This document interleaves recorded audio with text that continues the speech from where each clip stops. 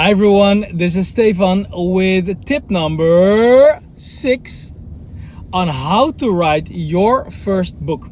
Now, if you follow tip number 1 until tip number 5, you are at the place now where you have made a structure of the book.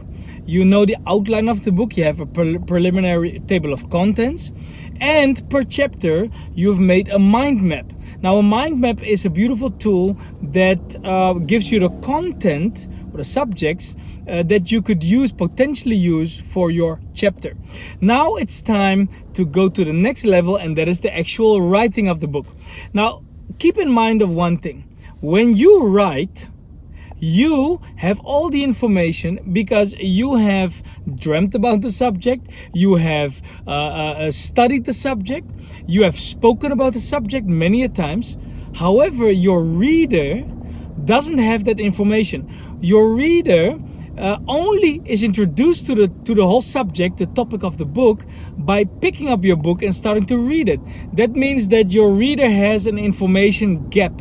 What you need to do when you start writing the different chapters is that you start with an introduction, then you write the core, and after that a conclusion. Now, you don't have to name them introduction, core and conclusion. You don't have to, because what you write and the content that you're writing explains by itself. If you're introducing the subject, if you're giving the actual content, or if you're concluding it, maybe with a call to action, maybe with a summary of what you've spoken about.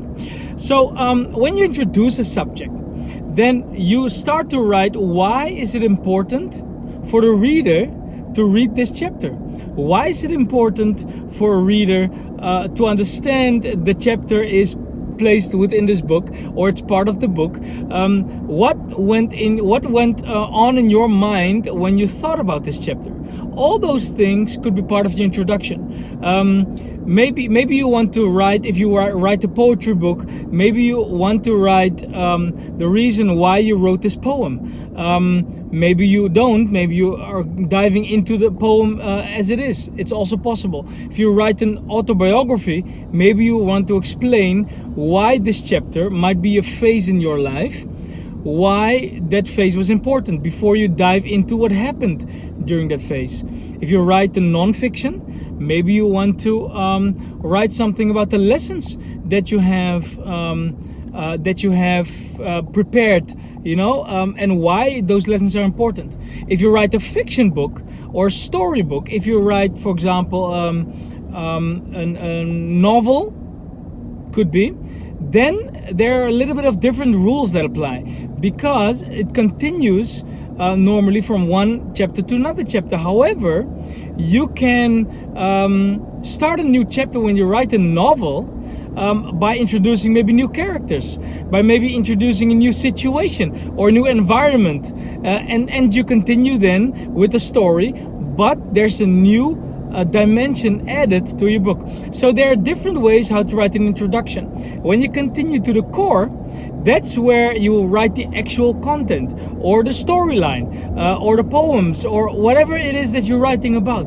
And then you have the conclusion. Maybe you want to conclude the situation. Maybe you want to conclude that life phase that you're writing about. Maybe you have some concluding words. Maybe there's a call to action.